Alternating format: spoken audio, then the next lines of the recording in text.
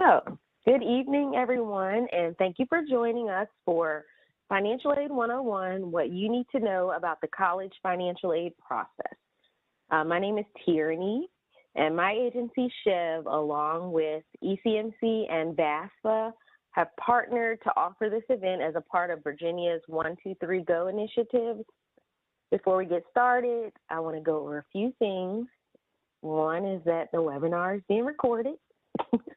And the recording and slides will be emailed to all of the registrants sometime next week. Also, attendees are muted. We can't see your video, so don't worry. We're not watching you. But if you have questions, feel free to type them in the Q&A box and try to leave the chat box for technical issues. So there's two separate options, I guess. If you have technical issues, try to leave the chat box for that. But your Q&A about financial aid in this presentation, you can put in the Q&A panel. But if you get confused, it's okay. We'll figure it out. We'll find your question and answer it. So also the scholarship winner will be announced closer to the end of the webinar. And I think that's it. That was nice, sweet, and short. So, okay, I am going to pass it over to our two presenters. You guys tell us who you are, where you work, what you do, and give us a tip or a resource you like to share with students and families. Okay, I'll go first since I'm first on the list. My name is Shani Buckholtz, and I am a financial aid advisor at the University of Richmond. And I think that probably my best tip is to be a responsible borrower. Take out only the loans that you need, because remember that loans have to be repaid. So try not to overdo it. Awesome. Hi, everyone. My name's Jack Zagier. I'm a financial aid manager at Northern Virginia Community College. I've been in financial aid for about 12 years now. And what's surprising is that things don't change that much year to year. So we've been having these kinds of conversations with students for some time. I'm going to give you a tip today that I haven't given in the past, though, at these events. And that is, if you are working in school, which many of you will be. Can you hear me now? Someone says can't hear me. Can I get confirmation that you can hear my mic, everyone? I can hear you, Tierney. I can hear you. Yeah. So I'm not sure. Can I get a few participants in the chat to tell us if they can hear? It could be individual audio issues. Okay, we've got some yeses. Go ahead. Jack. Okay. Sure. Well, then the tip I have for you, my unique tip, is when you are looking at working in school, check for employers that are offering some sort of tuition assistance. With the labor market being the way it is now, you don't have to wait 4 years from now to take advantage of it. You can find employers now that are looking for people to work, and are so desperate looking for people to work that they're offering thousands of dollars of tuition assistance every year. And it's not something we've really talked about before, at least in my area, but it's something that I definitely would encourage you all to seek out. Is if you can find someone to offset the cost of school while you're in school, that's just another form of financial aid. All right, guys. And can you hear me? Just checking. Okay, I'm Gotcha. all worried now. I got so excited about letting y'all go ahead and present that I forgot to share the poll results for how everyone's day was. And so overall, I would say it was pretty positive. Do you see the results on your screen, Jack? Okay. I can see them. A few people Looks said like most. best day ever. Oh, that's because they knew where they're coming to this. I know, that's right. That wasn't my response. No, I didn't respond. I probably would have said, don't even want to talk about it. But good. Glad mostly everyone had a pretty positive day. And now I'm going to mute myself and let Jack present. Awesome. Thanks, Tierney. So we'll get into the presentation now, everyone. We'll hopefully run about an hour and 15 here. We'll make sure we have plenty of time to get your questions answered as well. If there's anything that we don't cover in the presentation, and there will be, because we really need like 18 hours of your time to cover everything that you need to know about financial aid. So we're going to scratch the surface on some of the topics here, and we know that. See, if you have unique questions, please do reach out to us through that Q&A window on your screen, and we will make sure we get them answered through the evening. And if not, at the end of the evening, when we've got time for open Q&A. So what are we going to try to cover tonight with you? We're going to try to cover the definition of financial aid and how a family can determine whether or not they have eligibility today. You know, whether you're the parent of a senior yourself, or whether you're the parent of an underclassman, or you're an underclassman yourself. We'll talk about the components that make up financial need and how that plays into the financial aid eligibility that you have. We're going to talk about the different types of aid that you can receive. A lot of people think of financial aid as just the free money that's out there, but financial aid is made up of a number of programs, and they all work together to build to a total financial aid award that helps offset your college costs. We'll talk about the application process and how you go about putting your name into the running for the pool of resources that are out there. We'll talk about dependency status and how long students are going to be using parental information. FYI, it's usually until they're 24, but we'll get into the individual scenarios that might be unique and might allow you to be independent prior to the age of 24. We'll talk about parents' impact on financial aid awards, and we'll talk about the information that parents are going to be providing and how the role that they play in the process. We'll talk a little bit about the effect of outside financial aid on your financial aid awards and what bringing in scholarships, other tuition assistance from an employer might do to your eligibility. Changes in circumstances, that's been a big thing for us in financial aid for the last year and a half. When you're going to see when you provide financial information on the financial aid application, it can be older. And so with so many students and so many families experiencing issues and financial change during the pandemic, this has been a thing that we've done probably more in financial aid than ever before. We'll talk about how you can let your college know that you've had a change of financial circumstances and how they can help you out and hopefully give you a better financial aid award with that new information. And we'll talk about follow-ups for you and your family. So what after today and after you hopefully will be putting in your financial aid application, what are the next steps and what are common roadblocks and stumbling points that students and families run into that might prevent them from receiving funding? Well, it sounds like a lot. We're going to try to get through all of that in the next hour, okay? Getting started, what is financial aid?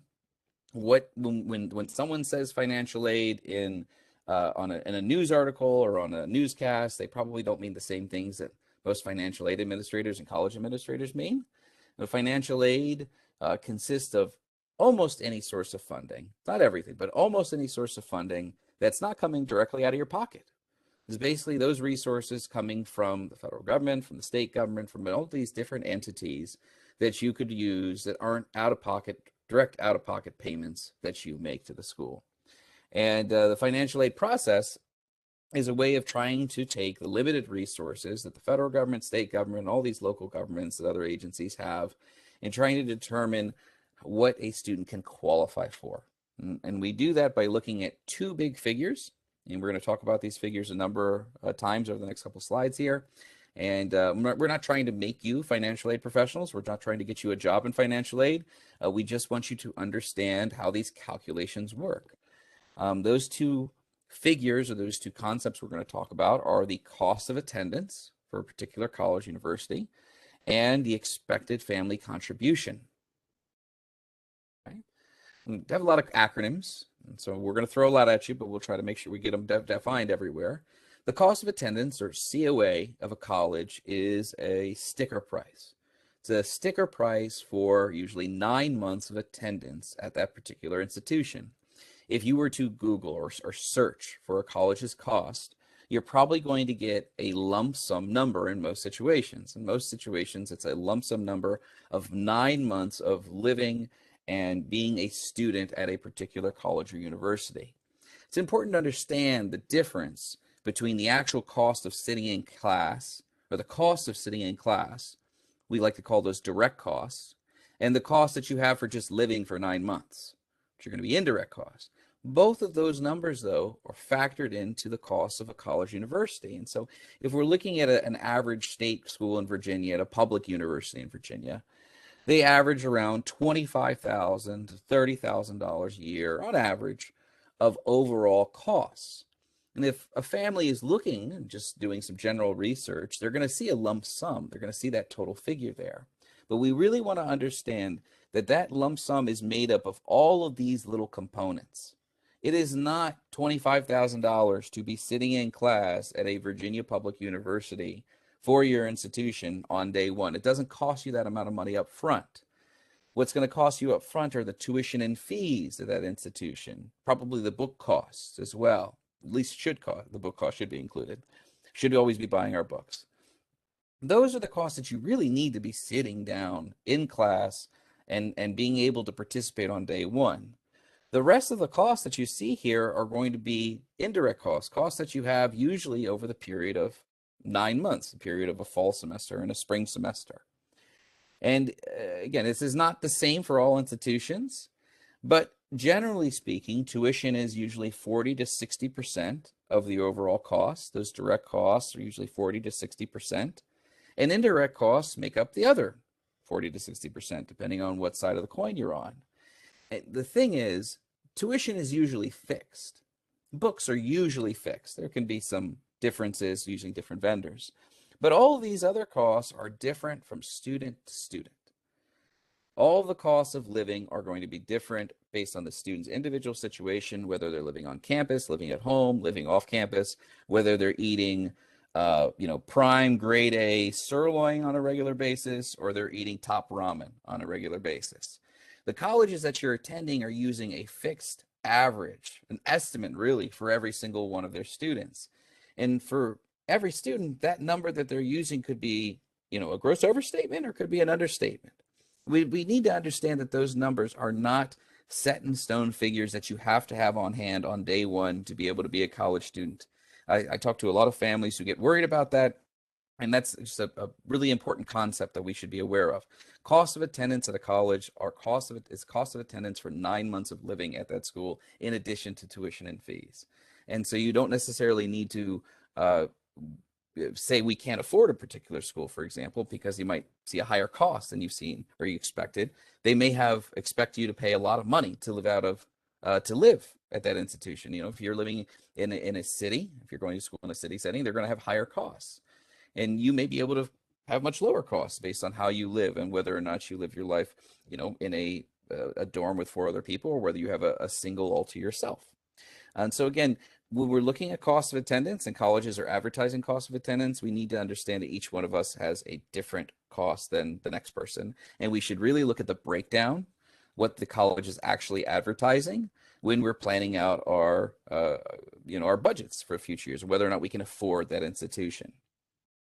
It's also important to know what this cost of attendance number does, because it interacts directly with our expected family contribution, the other number that's very, very important in financial aid. The expected family contribution is kind of what it sounds like. It's a expectation based on your financial aid application of what you and your family can provide. The entire point of the financial aid application that we're going to get to in the second half of our application is to determine your EFC, your family's expected contribution. That figure is made up of 5 main factors. We're going to get into the details right now, we'll get into them later, but your income, taxable income, untaxable income, household size in college, and assets. Those factors drive your expected family contribution. And we do look at both students' resources and parents' resources. And those figures are, again, part of a big formula that go into the financial aid application and spit out an EFC. This number, this figure, this index number here is not only an expectation of what the family can provide, it's used by colleges and universities to place you in basically a rating and a packaging plan. If you have higher EFCs, if you've got more money that your family can provide, you have less overall financial need. We use a simple calculation. Cost of the college minus the expected family contribution will lead to your financial need. And your overall financial need is what leads to you getting a certain grant award, a certain loan award, a certain work study award, a certain overall financial aid award. The higher your family's need, the more financial aid you're going to receive. The lower your family need, the less financial aid you're going to receive. And again, this is financial aid at every institution in the country. Harvard does things the same exact way that every public and private school in Virginia does. The only difference you're going to see is the overall cost and the expected family contribution that comes with every student's individual application. I want to point out here, the reason that we say we bring this all up rather than just saying just fill out the FAFSA is that, again, whether you're the parent of a senior right now or whether you're an underclassman or parent of an underclassman, you can use this really great tool, studentaid.gov, Aid Estimator. It's actually a brand new tool that came out about a month ago.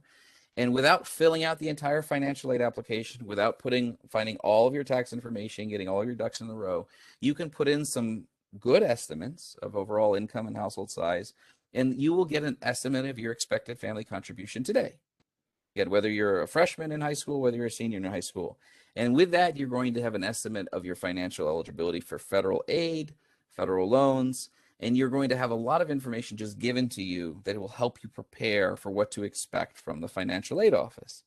It's a great tool, wonderful resource. I encourage all of you to make use of this if you haven't already, just because you don't have to wait for the financial aid to be processed by your school. A lot of families, a lot of students seem like feel like that's something that needs to be done. And unfortunately, you may not get a financial aid award until next year if you're a senior, not until, the beginning of the spring semester, the maybe May in some cases until you have a financial aid award. And that could be a real detriment to you if you're choosing between multiple schools. Make sure you make use of this estimator. Okay. Again, this calculation is used at every single institution. If you have an idea of your cost of attendance and you have an idea of your expected family contribution because you use the estimator, you have an idea of your financial need. And again, you can then do some better planning about what you can expect to have in financial aid awards, which is then going to give you hopefully the difference in what you're going to need to cover out of pocket or through savings, or family members are going to help you assist with for not just your freshman year of college, but your sophomore year, junior year, senior year, and so on. Now, that financial aid award that we have, again, that need is going to make you eligible for a certain amount of resources, a certain amount of grants, scholarships, loans, and other sources of aid. The different types of funding, that funding comes from different places, though, and different entities. The federal government is the largest player in financial aid. The federal government's giving out over $100 billion a year in grants and loans to students across the country to pay for higher education every single year. The state is your next biggest player. The state of Virginia has a number of programs. We'll hit on a bunch of those in just a second here, where they are providing resources to in-state students who are going to Virginia universities and colleges. That money is provided in a bunch of different pools and a bunch of different grant funding pools. The college or university you're attending is going to have its own resources as well. Sometimes they have very large amounts of resources. Sometimes it's nothing. Sometimes you're just going to be getting what the state and what the federal government might be able to provide. You can get an idea of what those might look like by using that aid estimator, but also by doing a little research about the college themselves and looking at their endowment. There are some very selective universities that have endowments that are larger than the GDPs of countries. They're billions upon billions of dollars, and they give out hundreds of millions of dollars in aid every year. And you have other institutions that just have enough money to give out some scholarships. Again, a little bit of planning and a little bit of research is going to give you that info. You can also receive financial aid from private foundations, your employer, parents' employers, or private organizations. That's what we were mentioning a little bit earlier. There is such a need for labor right now that companies are doing everything that they can to find people to fill their positions. And one of those things is offering educational assistance and programs that pay for college or pay for at least tuition and fees while you're working at that company or organization. It's something we should definitely be leveraging now because we haven't always had that opportunity before. And professional and service organizations, trade associations, If you know that you're focusing on a career in a particular career already, there's almost always going to be a trade association attached to it. You may not know it, but there is a National Association of Financial Aid Administrators. I exist, I'm part of it. There's a Virginia Association as well. Both of those associations offer scholarships to individuals who want to get a job in financial aid one day. Again, I don't know anyone I've met as a freshman who said, I'm working in financial aid when I graduate. But if you are one of them, if you're the first, there's a scholarship that you can find that you're not going to have much competition for at our trade association. Listen, Jack, Mm-hmm. that was me. You know what? I was taking my final exams. I was like, I need a job because my parents were about to cut me off of insurance. And I looked on the website and I was like, financial aid, assistant financial aid counselor.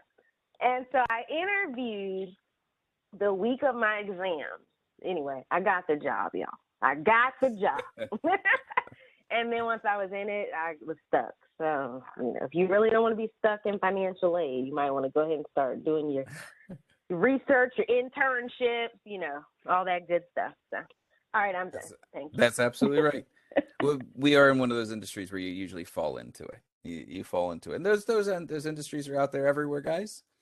But hey, if you know early, there's going to be scholarships for you. And we will definitely hit on state aid in just a second here. Someone was asking for a little more detail on that. We're going to get into that a little more deeper in just a minute here. The different types of resources that you can receive. Again, you have all those different places that the money could be coming from, but it does come to you in different fashions. We have scholarships and grants, which are free resources. Usually that's money that does not have to be paid back as long as we are successful in our courses. That's what, again, a lot of people seem to think of when they think of financial aid is all the free money that's out there. But actually, student loans, number 4 on there, make up the largest disbursement of financial aid resources every single year. And yes, I would love to tell you that everyone was just getting a free ride now and that free college was in the near future for most of you, but we're not there yet. And the fact of the matter is the majority of college graduates will borrow at least something to be able to graduate. So we do have to factor that into our discussion, and we should definitely be thinking about student loans as financial aid.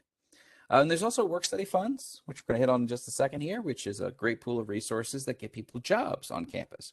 If you know you're going to be working while you're in school, you're not sure where you're going to be working, you should always try with your college first, because they might have a great work study program for you where you get a job in the same place that you're going to class every day. It's very convenient, can lead to a great position for a couple of years that gets you soft skills and office skills that you don't normally see in the retail and food service jobs that we so often find ourselves in college. So it's just something to be aware of, and it's a very large pool of resources that are given out every year from work study funds as well. As I mentioned, scholarships are that pool of money we sometimes think about most often. We think about financial aid because they are free and it does not have to be paid back. The difference with scholarships, though, is that there is usually a unique application required for each opportunity. You're generally not going to find yourself in a situation where you are applying just for the FAFSA itself. The financial aid application itself does not give you a scholarship by itself. You're usually applying individually to the school you're attending, to a particular program at that school, to a particular nonprofit or for-profit company outside your organization, religious organization, trade association. There's usually going to be a separate application, and there's going to be a competition component. You have to win. It's not simply based on your financial need. That could be a component of the requirements, but that's not going to be by itself the reason you get awarded. You're going to have written a great essay. You're going to have put together a great application. Your background is going to be what that scholarship is looking for. And through that, you're going to come out on top. Now, I don't have a lot of time to get into all the little nitty-gritty details about scholarships, but they are one of the only ways that students and families can make an active difference in their financial aid awards. Your grants, your loans, your work study is you're either eligible or you're not kind of thing. But scholarships are up to you, up to the student, how much time and energy you put into applications, how many applications you send out, whether you start now, whether you start as an underclassman. Those are all things that you can control. And if you think of a scholarship search as a job, it can be a very lucrative job. I have a scholarship that was given out last year at my institution for $3,000 to an individual who was the only applicant. And it was sad because they were the only applicant. It was also sad because they wrote a 4-sentence essay. But technically, that was good enough to be called an essay, and they were the only applicant, so they won $3,000. I imagine it couldn't have taken them more than 10 minutes to put it together. So in my mind, they took $18,000 an hour. It's a pretty good deal.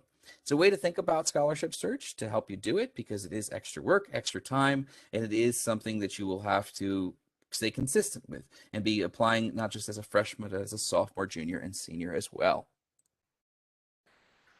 Grants are that other pool of money that do not need to be paid back. They are almost solely based on your financial need, though. And at most institutions, filling out your financial aid application, your FAFSA, is how you are going to determine your financial need. Most institutions are going to build all of their grant eligibility, all the pools of grants that they have, into the packaging plan that looks just at your financial need. And you will either qualify because you have high enough need, or you won't qualify because your need's not high enough. The federal grants that you might see are the federal Pell Grant and the federal Supplemental Education Opportunity Grant. The Pell Grant program is over $30 billion every year. It's what most people think of when they think of free grant money, free financial aid money. We think of the federal Pell Grant program. State grants, again, most institutions do build these into their automatic funding formulas. The Commonwealth Award, Virginia Guaranteed Assistance Grant, Virginia Tuition Assistance Grant. These are all need-based awards, but there are some extra components to some of them. For example, the Virginia Tuition Assistance Grant does have a separate application component, and is for private institutions in Virginia. Private in-state institutions in Virginia will have access to Virginia Tuition Assistance Grant. The Virginia 2-year college transfer grant is going to be for those students who are going to community colleges and transferring to 4-year institutions in Virginia. That has a separate application component. Military survivors and dependents, again, if you meet the qualifications for that because of a family member's military service, separate application for that. It's going to be connected with your financial aid office at your school. This last one here, this G3, Get Skilled, Get a Job, Get Ahead program, is brand new in Virginia. It's brand new as of this fall. It does have a separate financial aid. It does have a financial aid component to it, but it is actually Virginia's first foray into free college, free community college. Actually, it's a community college award and allows students to get 2-year programs and 1-year programs paid for in full at with much higher income levels than traditional financial aid. But again, that's a separate application. And so when you're applying to colleges and universities, I would tell you most grants are automatically offered to you. But if you were looking at any of these grants from the Virginia Tuition Assistance Grant and below, there might be a separate application or a separate form to fill out. And we may want to be checking our college's website to be 100% on that. Institutional grants are the big difference maker for a lot of families, especially if we're looking at private schools, institutions with maybe higher costs. That's the way that colleges can bring their prices down to public institution levels or even below public institution levels. If you've got any family member or friend who said, I won $10,000 or I got a full ride for my school, usually that came from the college. State money and federal money just isn't large enough to give those kinds of awards. And there are awards at many institutions that are $10,000 plus that can cover the entire amount of tuition. That's going to come from the institution itself. And that's where you can, again, find the difference between having an affordable potential school with a higher cost and it just not working out for you. Will that school be able to give you institutional aid to offset that higher cost? A lot of cases they will, and we should definitely be using that student aid estimator to get an idea if that's going to be a possibility for us. Okay, we're going to cover 2 more sections here. We've got our work study program as well. I've kind of hit on that already, but it's a pool of resources that colleges receive to employ students. So it's money the college would not have otherwise to pay a student an hourly wage. These are great positions because of their convenience. They're great because a lot of times they're going to be a 4-year job for you that you do a great job. They're going to have you back year to year. I have work studies in my financial aid office that I can tell you know more about financial aid than all of the other counselors and advisors that we have on campus. They're going to be able to take care of themselves in a great way, and they'll take care of their friends and family as well. It's a great resume building tool, and I can promise you that I will give wonderful recommendations to my work studies. It's a great building block to get yourself a good head start out of the gate once you've graduated from your program. Not all colleges participate, and there are limited resources. So first come, first serve is name of the game in a lot of things with financial aid, certainly in that case for work study funds, because there are usually far more students who qualify to be a work study student than there are dollars to go around, at least in most years. And the final thing we're going to cover in the first half of our presentation is student loans. Student loans are a big ticket item. They are, again, the reality of 67%. We're going to get into specifics here. 67% of all graduates, so everyone who graduates from a four-year school, 67% will borrow. And so that's the majority of us. That's almost a super majority. We should always be thinking about paying for college with that in the back of our minds, that it is very likely we will borrow money, but we can borrow money responsibly. And we can borrow it in a way that it doesn't burden us when we graduate, and we can still consider ourselves financially successful in college. We want to be two things with college. We want to definitely be academically successful. We need to get the grades. We need to be able to pass our classes. We need to get the credential. We need to graduate. But we also need to be financially successful, and we need to look back on our college degree and say that was a worthwhile investment, not just in my time, but in my money. So if we're going to borrow money, we need to be aware of it. We need to understand it. And we want to have an idea of how much we're borrowing, or how much we probably will borrow, as early as possible, right? Responsible borrowing is the name of the game. Borrowing enough to pay your bills, but also enough or small enough amount that when you graduate and you get your job, you can pay your payment and make your payment and still live the 20-something college graduate lifestyle that you want to live. So real quickly, student loans they're borrowed money. They have to be paid back. There is interest attached to them. There are, however, two types of student loans that you'll be offered.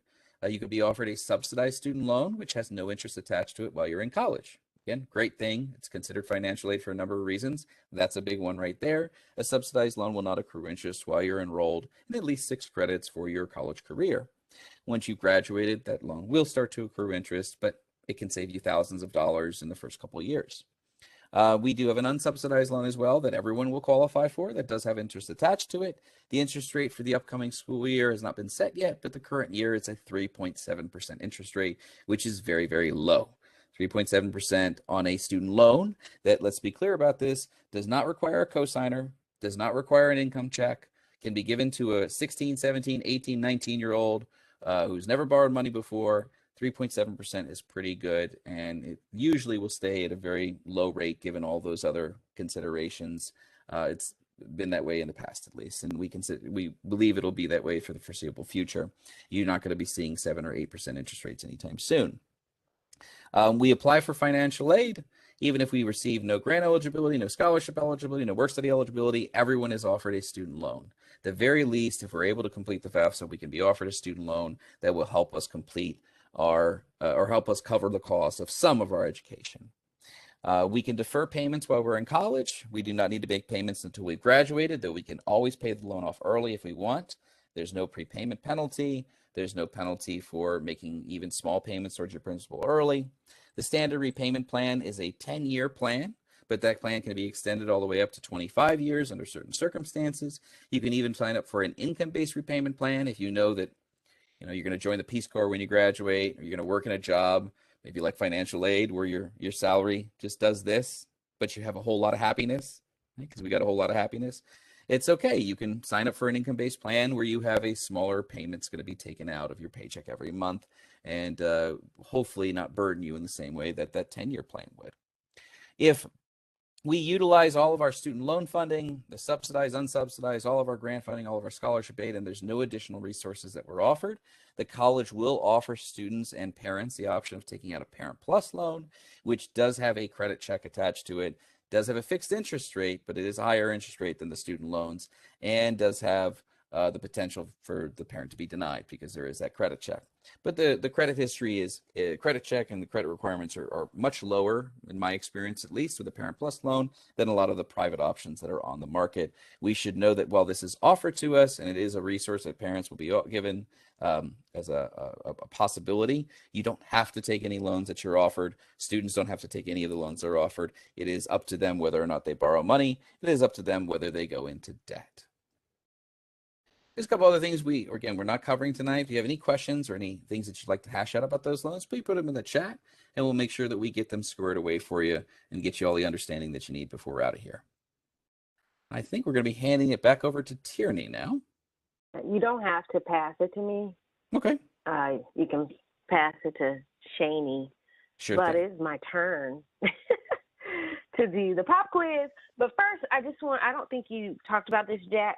Community colleges, not all will automatically award or offer loans. I don't know about Nova. Sure. A lot of community colleges will offer you any grants that you might qualify for or do qualify for, and then tell you if you need additional assistance that you should apply for the federal loan. So it won't be an automatic. Four-year colleges usually offer them automatically. A lot of community colleges will require that the student request it or apply for it again. Right, Jack? Yep. If you've got Nova and some of our community colleges all have different rates. Generally speaking, if you're in an area that's a little higher cost and in more of our city areas, they might auto package your loans, but there's about 11 that will not auto package your loans, and you do have to request those. Same thing for 4 years. If for some reason you didn't get offered a Parent Plus opportunity, you don't see that as an opportunity, you can always reach out and ask how I can make myself eligible. Right. Always self-advocate. Okay. Yes. Thank you, Jack. And pop quiz is 2 questions. What does EFC stand for? And how many types of financial aid have we discussed? Those are good questions. Thank you. I like the answer to the first question. I had fun coming up with these.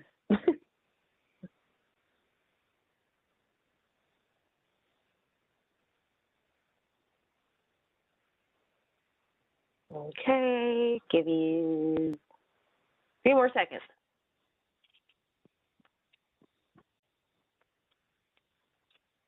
All right, so I will close the poll now. Looks like a good amount of people have answered. And got a few seconds on the screen, and then I will. Wendy, the poll should have popped up, I don't know, on the right side of your screen. I don't know, it depends on how you have your the webinar set up or formatted for you, positioned, I guess I could say too. It's okay though if you missed it. It doesn't count against you for any reason. It was just for fun. Okay, so I'm going to share the poll results. And let's see.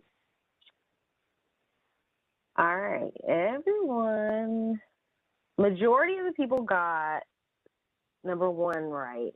EFC stands for expected family contribution.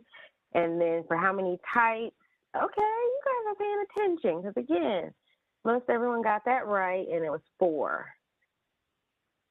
So, all right, guys, I think I can go over the 4 one more time. Let me just review those really quick. Let me see.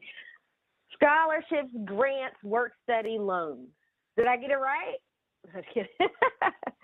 All right, so now it's Shani's turn. Thank you.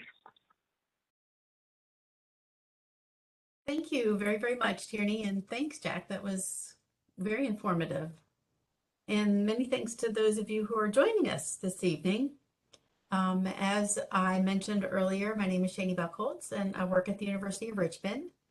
And unlike Jack's 12 years of experience, I am a noob at this role. I've only been in this position for 3 months. So like many of you, I am somewhat new to the world of financial aid.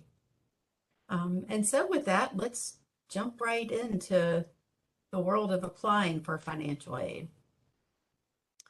So the application that everyone must fill out in order to receive federal student aid is the FAFSA, or the free application for federal student aid.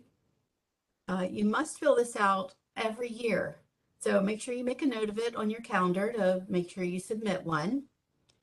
The application for the following year opens every October 1st. So the FAFSA for 2022-2023 opened about 6 weeks ago. So October 1st, 2021, it opened. The FAFSA is available in both English and Spanish, and it can be filed electronically for faster processing and online tracking. The FAFSA collects household and financial information that is used to calculate the expected family contribution that we just went over with Jack. The EFC is then used by schools to determine eligibility for federal aid and sometimes even institutional aid. And to make your life a little bit easier, the IRS now integrates with the FAFSA to transfer your tax information directly into the FAFSA by what's called the Data Retrieval Tool, or the DRT. And just something to note that there are a number of scenarios in which you would not be able to use the DRT. So like if your parents' filing status on their taxes was married filing separately, or if they filed a foreign tax return, you wouldn't be able to use the DRT in those circumstances.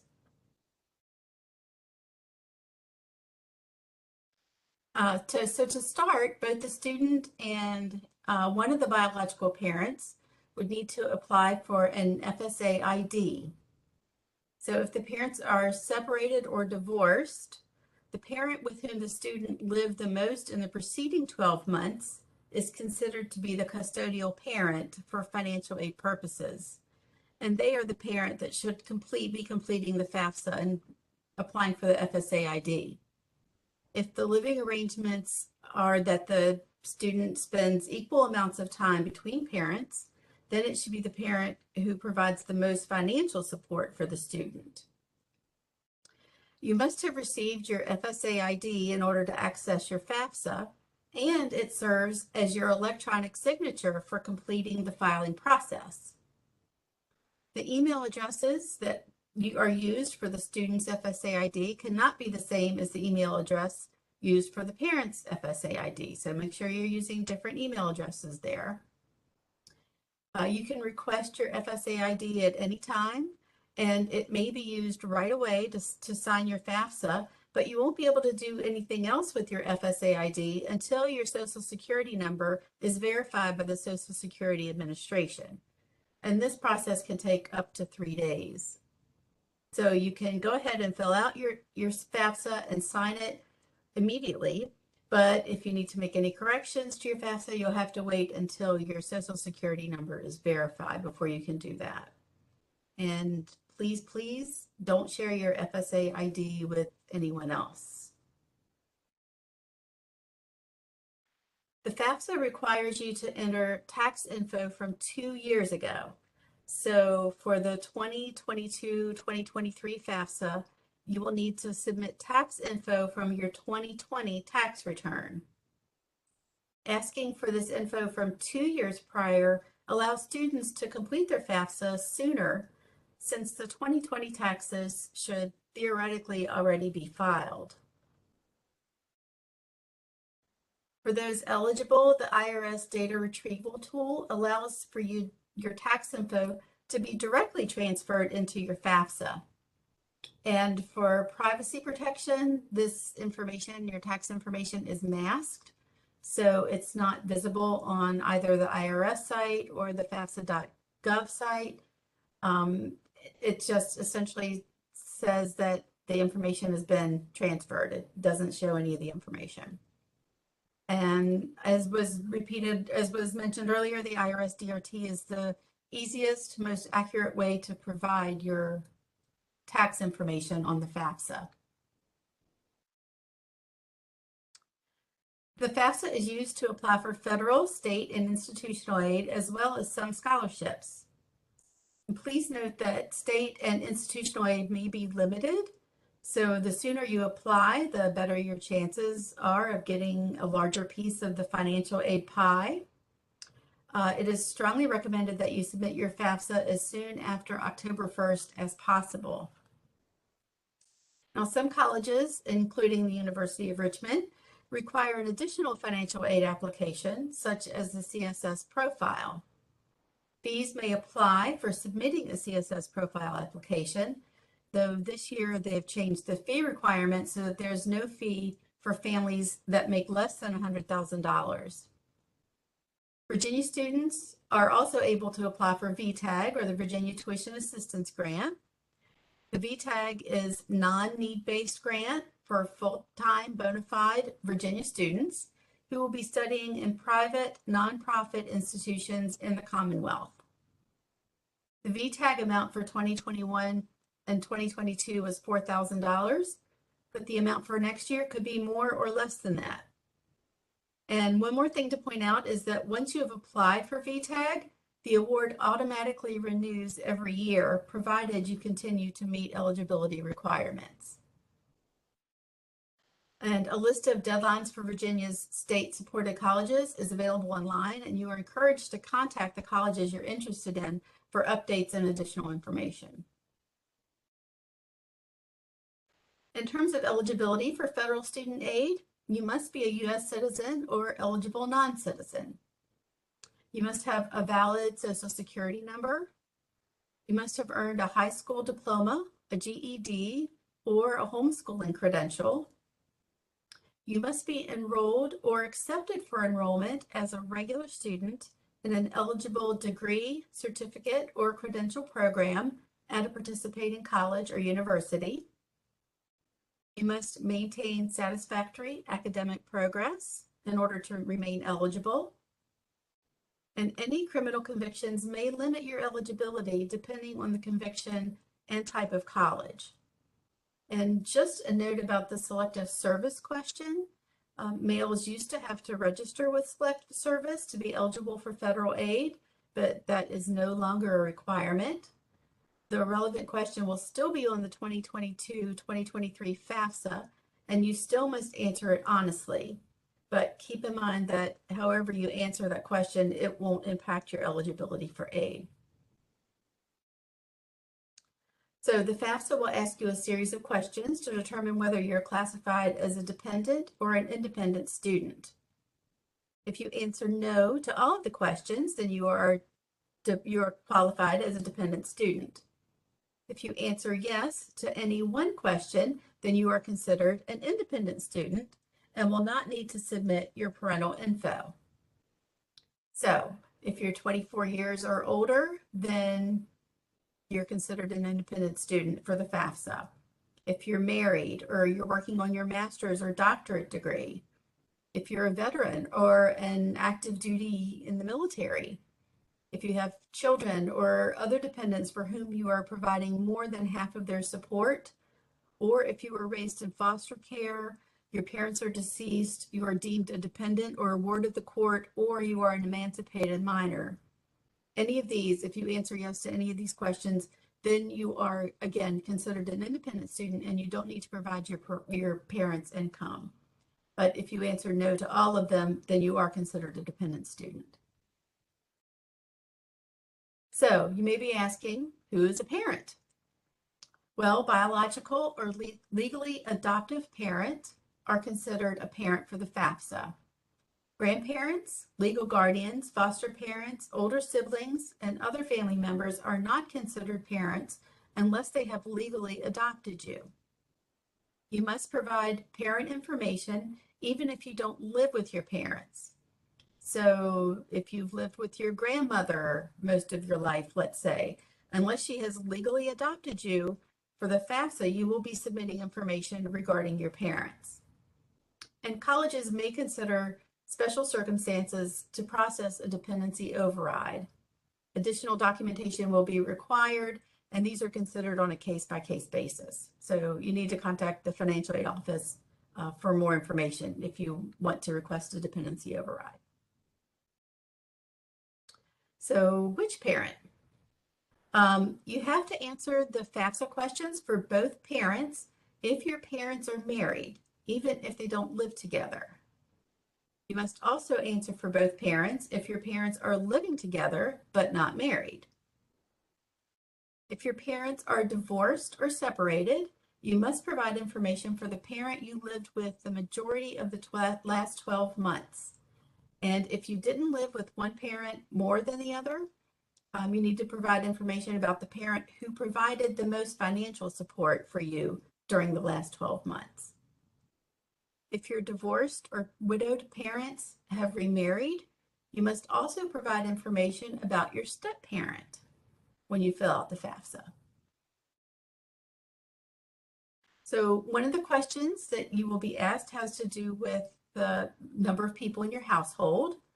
And you'll want to make sure you answer that correctly. So you would count yourself, your parents, assuming both of your parents live in the household, any other dependents, so any brothers or sisters that may live in the household, as well as any other dependents for whom your parents are providing more than half of the support.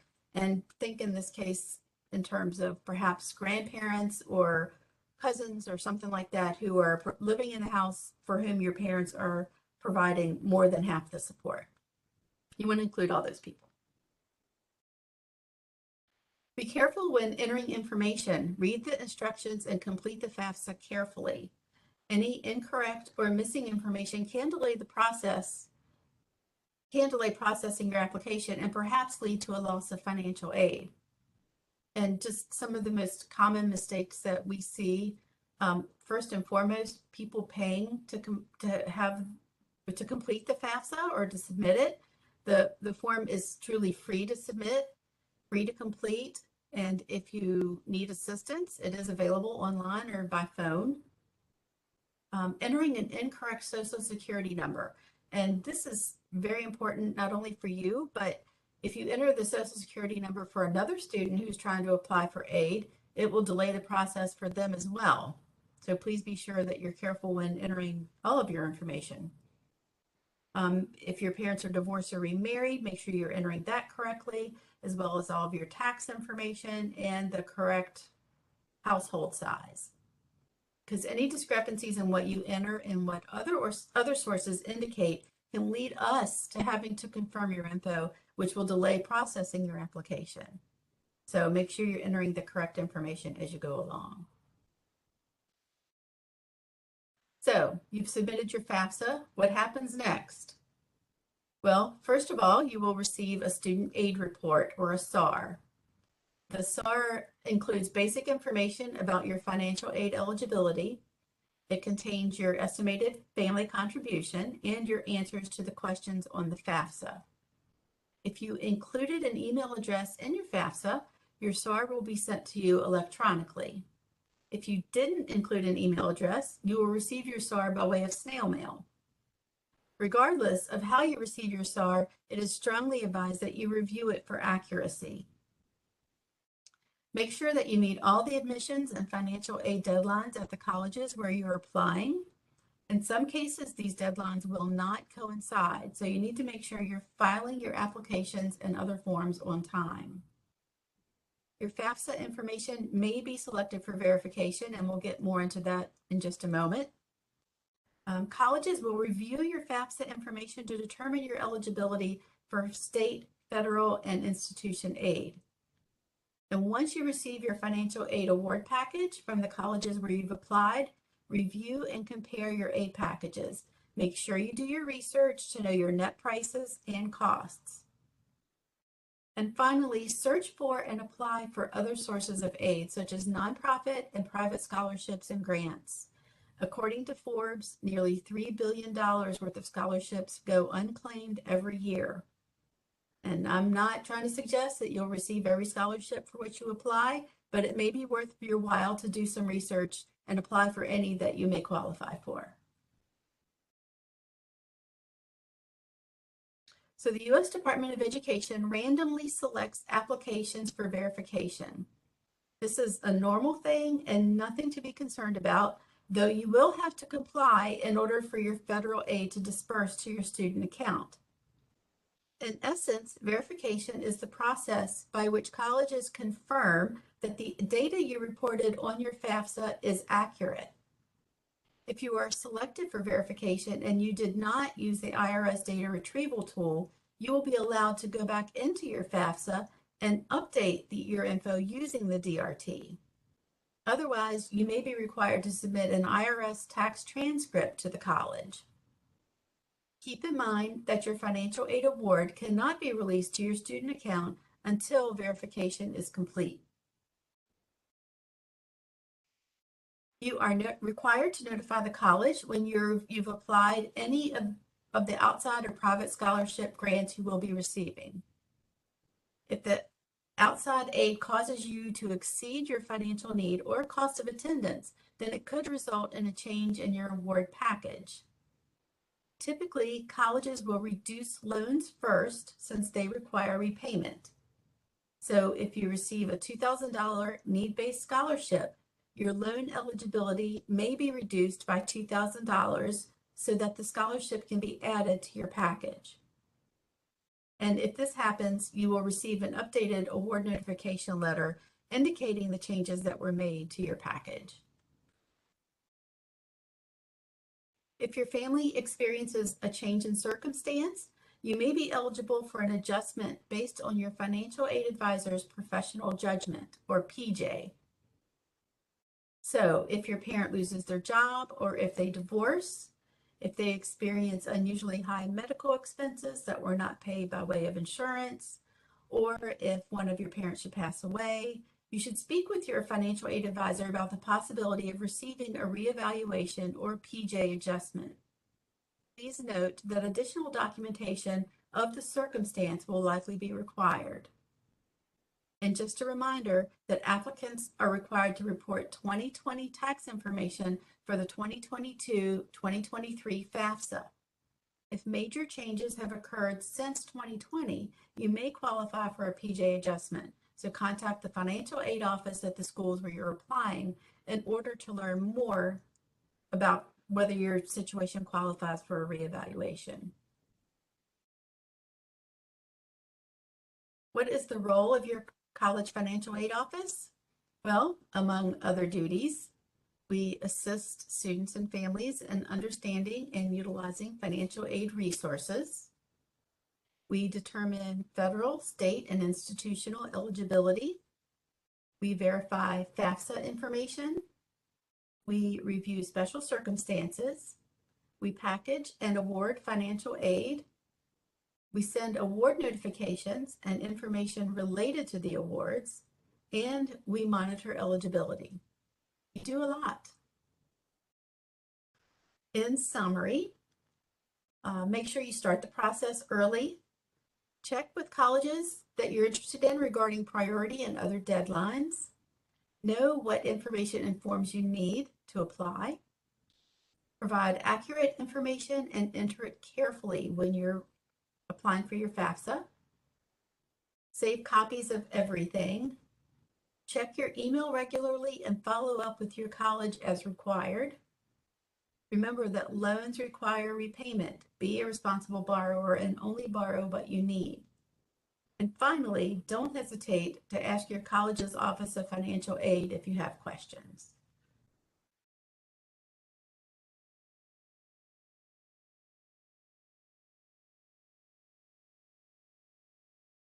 All right. Good job. Can you put the PowerPoint back up for me, Yes. Danny? I think, okay.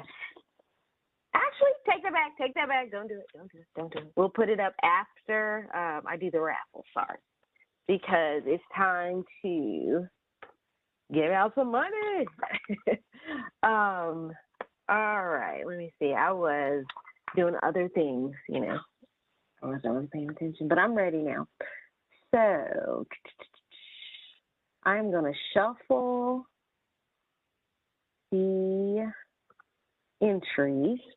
And then before I show the raffle wheel, let me make sure I read this to you all, that The $500 college scholarship is sponsored by ECMC, and if your name is called, you must type claimed into the chat box to claim the scholarship.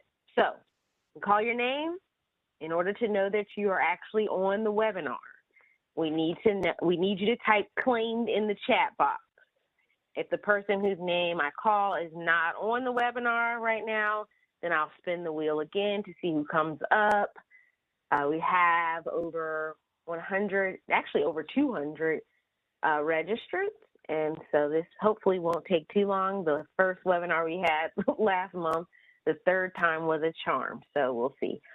For the winner will receive more details on how to claim the scholarship via email within the next 5 to 7 business days, and just please remember to check your spam folder. All right, so let me share. Ooh, I don't know if I can, what did I do? Hold on, guys, got a little technical difficulties here. Jack, you seem to be good at WebEx. It's asking me, let me see, I want to share, and it's saying to share a file. I want to share my screen. You know what it is? It's because I need to pass the, Yeah, there you go. You have it now. Okay, thank you. Right now. Yeah. Whew, thank you. That's what I was going to say. I probably need the, hold on, the baton back, I'll call it. All right. Are you seeing the wheel? What are you saying? I see the I see the wheel. Looks good. Okay. So let me move this out of my way. So I'm going to click to spin, and then Jack and Shannon, if you can monitor the chat to see if we get somebody who says claimed. Hopefully this won't take too long. Like Wheel of Fortune.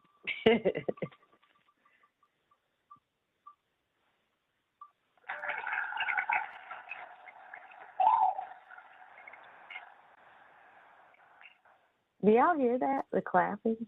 Heard the clapping. Oh. And we got it. The winner we had was Mayona Stevens, correct? That's what I'm seeing. Yes. Mayona or Neona. I'm not good with names. Are you there? I don't No? see claimed. Okay. I'm going to go on to the next one. Okay. I removed her. And let's do this again.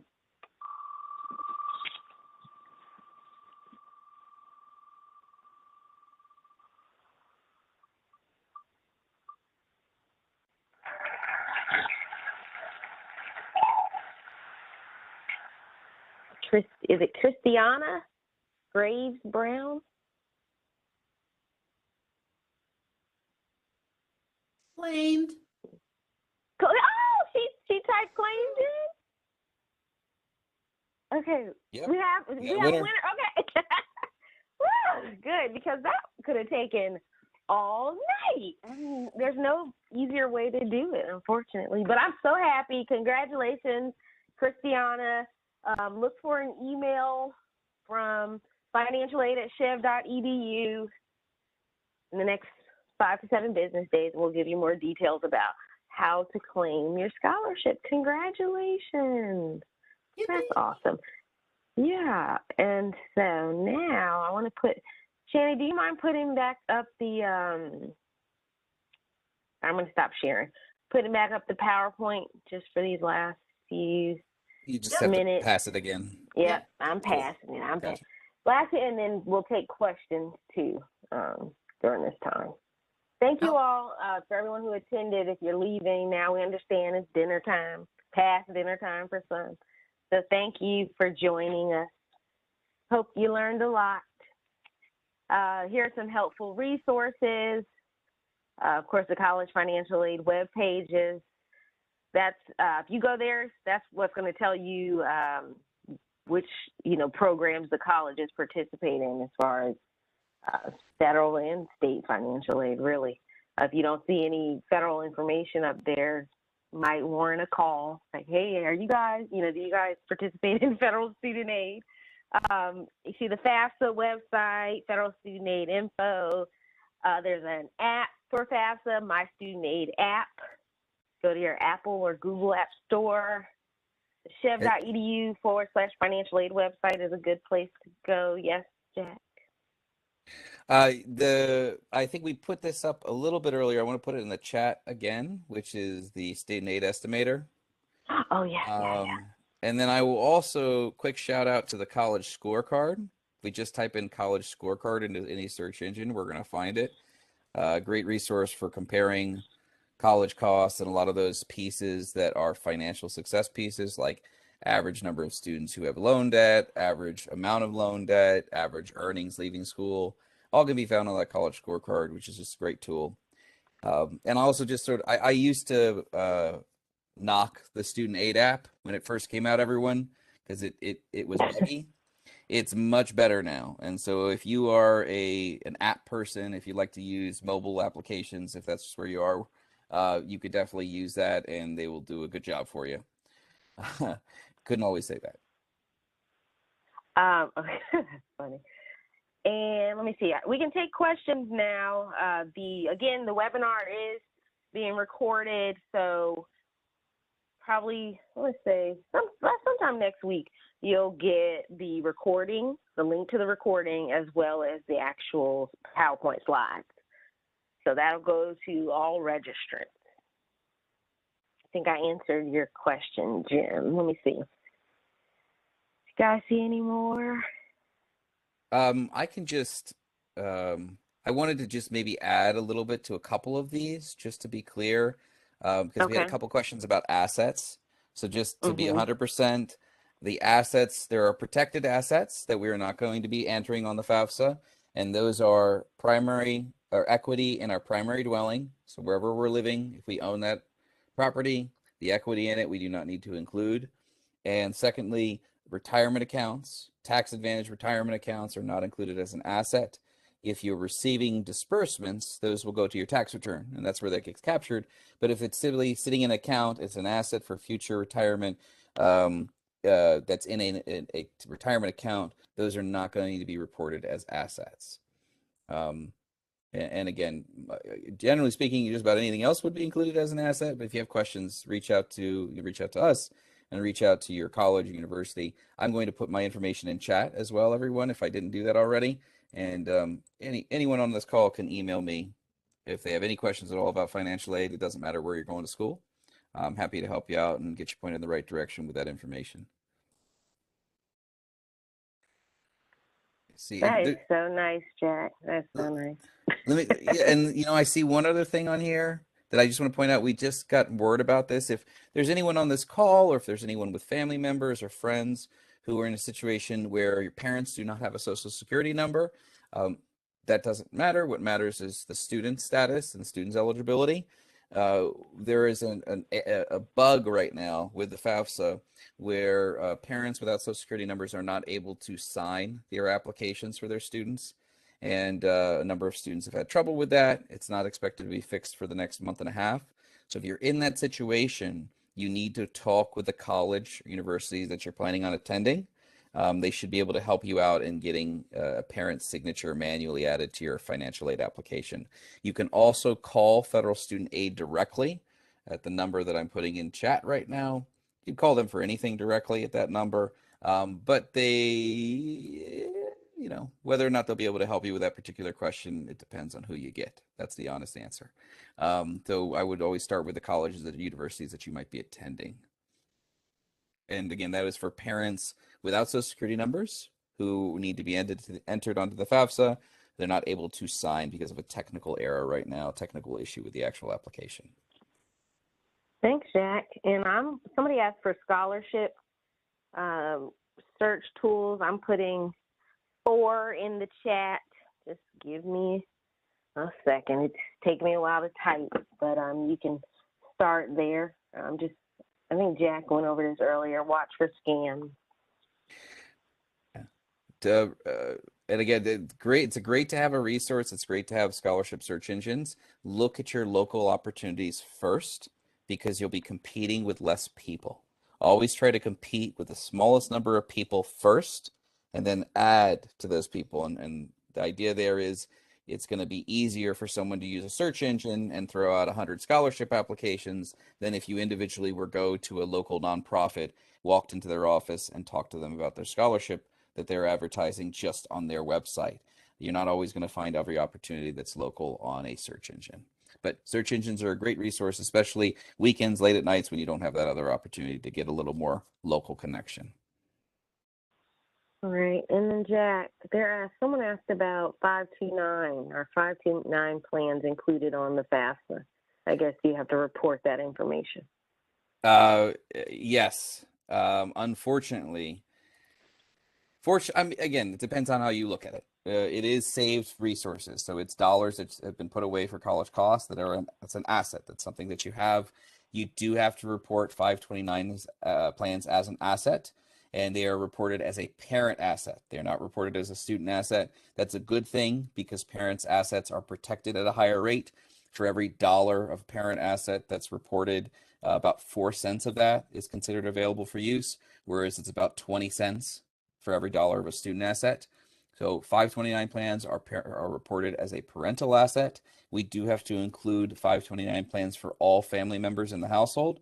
So that means if the student has siblings that are younger that aren't in college yet, you actually still have to include those values as an asset as well. And the reason there is that it's very easy to transfer money between siblings. But those funds are captured and they are reported as an asset. I know that sometimes it may seem that that's crappy because, sorry, that's not good because we save the money and we're being penalized. I would always rather have a dollar of saved money that I know I have and I have access to than hope that I'm going to get an extra 4 cents of financial aid because I didn't save that dollar. That 4 cents is just a need calculation. It's not real money, and there's no guarantee you're actually going to have it by not saving money. So there's this myth out there that saving money and having savings and trying to put away money for college is a bad thing. It's more myth than fact. I would always rather have the money and the guarantee of money than the possibility of getting a couple extra cents on the dollar for not saving it. Did we talk about, I know this is a part of it, professional judgments and COVID and everything? Like how you might be able to use that? Okay. Yeah, we did touch on it, but just to Okay. rehash, we're applying for next year, for example, 2022, 2023 with 2020 tax information. We have to use 2020 tax information initially when we fill out the FAFSA, but after the college receives the application, you as a student, as a parent, can contact the school and alert them that there's been a change in circumstances. If your 2021 taxes or possibly even your 2022 income. Some schools will take estimates from 2022 is going to be different and lower. Different in this case would be lower than 2020. You can have the college use those figures instead, which hopefully would lead to a better financial aid award for you. It is an appeal process, though. It's something that you have to put in a specific request. It is a form and documentation that will need to be submitted. It's not something that you can just update your FAFSA with the information you want to be there or more recent information. You need to have the college take that action for you.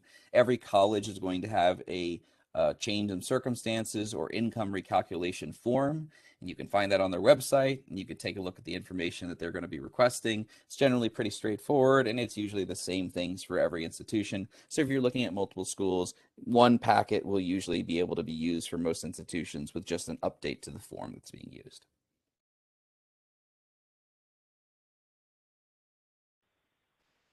Thanks, Jack. I'm just going to respond to this question in chat right now, just to because there might be a couple components to it. If you apply for financial aid already and you filled out your FAFSA for 2022, 2023, you should already have an EFC calculated. The EFC is calculated within 24 to 48 hours, usually, if not right away.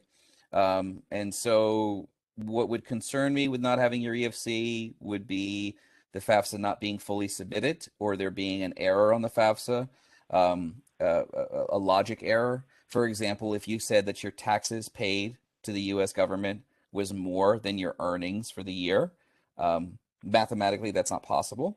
And so that wouldn't, you could try to submit the FAFSA, but it wouldn't process. It would have an error on the form when you went back into the application. So I would definitely log back into my financial aid application and see if there's any sort of notes about an error on the application. And if not, there should be a student aid report listing there that you can review, as was mentioned, like the last slide there, that has your EFC and has other information about the colleges that you put on that form.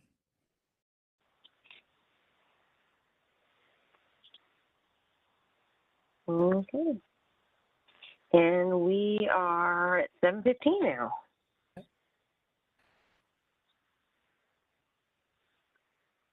I saw a question about savings bonds on here.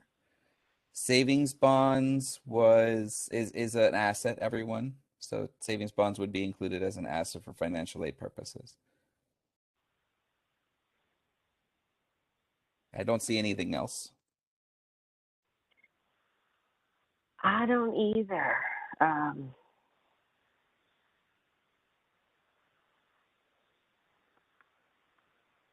Okay, I think we're done. Thank you all for attending. Thank you so much.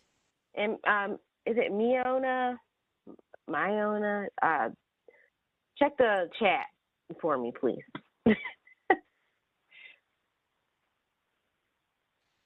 Thanks for being with us tonight, everyone. Thanks for taking your time.